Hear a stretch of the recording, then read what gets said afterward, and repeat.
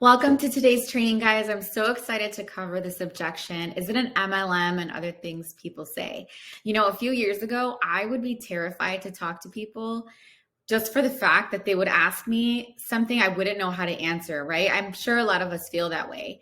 There's an objection, there's always objections out there, but there is a key. There's a key to dismantling those and just really relating with people. And that's what we're going to do today. So I really hope that you're excited about this question in particular, because I'm sure you've gotten it before.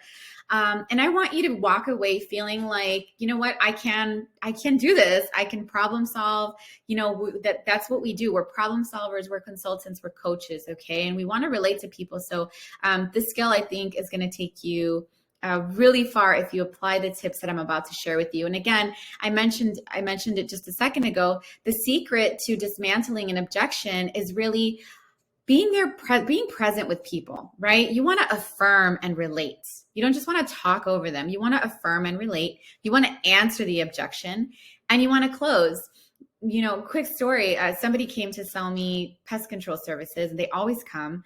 And, we had just signed a new contract, but this guy was a laser focused on just selling me this new service.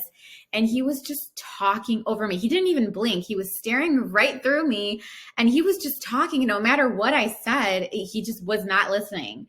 And we don't want to be that type of people, right? It was actually a little creepy. But again, affirming doesn't mean that you are agreeing or that you're, putting your guard down, you're going to walk away. It doesn't mean that at all. All it means is that you're there, you're listening, right? And you're relating. And it allows you to be that consultant that I just talked about instead of being a salesperson, because we're in the people business, right? So we want to be as human as possible when we do this. So how do you politely affirm someone when they have an objection, whether it's this or whether it's something else? Well, you can say something like, hey, thanks for bringing that up. That's a great question. Or I'm so glad you asked.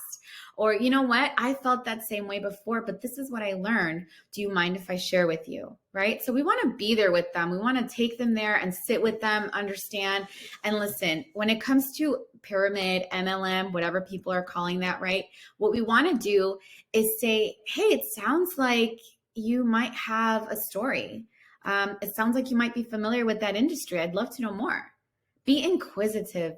Lend that ear. People want to share. If they have any kind of reaction towards you, they have something there, whether it's a story about them or someone they know, but just let them talk. It doesn't matter. People want to be heard. And that's part of this process. So we call this like skills pay the bills, right? I truly believe that if you listen and really understand where people are coming from, boom, that's 90% of the art of communication, believe it or not. And it's a fruitful skill that will pay you dividends, okay? So really listen, try to understand where they're coming from.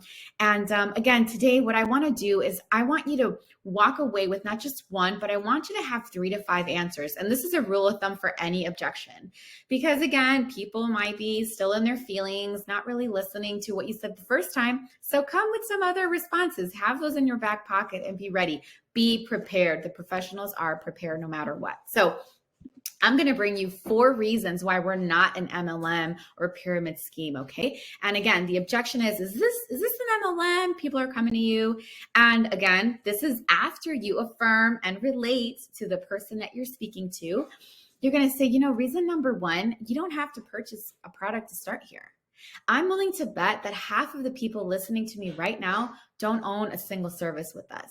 You know the importance of it, and I'm not going to get into that now. But nobody said you must sign a life insurance policy before you sign your IBA. Nobody said that, right? You don't have to purchase a product to start here. In order to sell in an MLM, and guys, I'm going to be honest with you, I'm speaking from experience because I was part of 2 other companies that do this type of structure, okay? So I'm going to walk, not just speculating, I'm going to give you the real deal. Before you join an MLM, you have to purchase what they call a starter kit.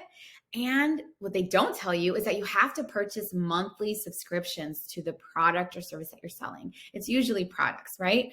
So, and it has to be at least $100 or more. Guys, nobody told me that going in. They said, oh, it's optional, it's fun, you can make money, and this is great. But you, off of your own pen, you have to keep purchasing products and using the products to better sell the products, right? So the hook is that, you can get it at a discount, and who wants to pay retail? I know I don't, I still don't. Like, that's the hook. Well, if you join, you get it at a discount and your membership is waived, and like, why not? And you're thinking, well, why not? But let me show you what that costs, okay? So we're going to take Exhibit A here. Here's a list of enrollment kits, and the little fingers that you see there, that's the retail price of these enrollment kits. And guys, they start from $2,600 to $333, okay? Underneath that, the pointing fingers going up shows you that very beautiful wholesale price. Like, wow, look at that discount. I'd be crazy not to do that. That is the hook, as I mentioned. Again, and who do you think gets paid on those enrollment kits? The person who enrolled you. They get a commission off of those kits, which is why they've become real professional at getting you hooked on that wholesale price, right? Instead of retail. And here's the next level of crazy, you guys. I mentioned you have to purchase $100 a month to stay in, to use the products. If you don't purchase 100 or more, there's companies that require you to purchase more of their products and services a month. If you don't do that, you don't get paid. You don't get paid on any person that you go out there, you work, you enroll. You don't get paid on their purchases. You don't get paid on any of that, right? So what happens when someone who doesn't have their financial game plan all together starts realizing they can't afford to make these payments? They can't afford to buy these products, or nobody's buying these products because they have a little more common sense and it actually is out of their budget, right? What happens? What happens when people stop buying? It all comes crumbling down. It is highly unstable, you guys. Primerica Financial Services, you pay a one-time fee of $99. That covers your class, it covers your instructor, it covers your material, and it covers your test. You guys, and the $25 a month that you're required to do after that, that is how you run your business. You don't have to keep inventory of products or garages full of juice. All you do is open the app. That's where you write your apps. That's where you get your quotes. That's where you learn. It is such an amazing investment, guys, and it doesn't get better than this price, okay? So that is reason number one, how we are not an MLM or a pyramid scheme, and I'm sure we could stop there, but I promised you 3 more, so we're going to keep going, okay? Reason number 2, you cannot own an MLM. You cannot own an MLM, okay? What you're doing is you're buying into a structure. It's highly unstable, y'all just saw that, and it lives off of internal consumption. That means the people that are signed into the deal are the ones buying monthly, okay? And desperately getting other people to buy a month as well so they can stay afloat, okay? So all of that time, effort, and energy, you guys, stays within that structure that you'll never own. It will never be yours. With PFS, you have the option to own, okay? I don't know if anyone told you, but you have the option to flat out own your business. And if you leave, your clients will stay. Okay. If you leave, your clients will stay. So what can you do with your financial agency once you own it? You could continue to grow it, right? Or you could sell it because you own it. Okay. There's nothing else like that here. And again, people need what we have here. They need life insurance. They need investments. They need legal protection. They need all of the amazing the services that we sell. Okay. So people are going to use these services with or without you. So it's very stable. It's very steady. And that is reason number 2. I hope y'all are taking notes. Reason number 3, not everyone can join. Did you guys figure that out yet? Not everyone can join. With an MLM or a pyramid, right? I'm going to keep saying that because it's the term that everyone's using. If you have money, you're in. It doesn't matter where you come from, what you look like. And that might be great for some people. That might be the break they're looking for, they think they're looking for. But if you have money, you're in, okay? Here, you need to be of age, right? You need to be 18 or older. You cannot have any felonies on your record. You guys, we're dealing with people's long life investments, right? And you need a license from the state that you live in, right? I can't, I love that angle when I approach somebody and say, hey, would you like to get a professional license in the state of Texas? If I was in, it's like fill in the blank. If I was in Illinois, I'd say the same thing. What types of licenses do we need here? You need a producer's license, you need an investment license, and you need a mortgage license if your state is currently offering that. These are professions, you guys, that people pay a lot of money to get into. And we don't have to do that because we sponsor people, right? So there is a vetted process, and it's all to keep in line to protect our clients and to protect yourself, okay? Reason number 3 is that you can make money here on your own. You don't need to recruit.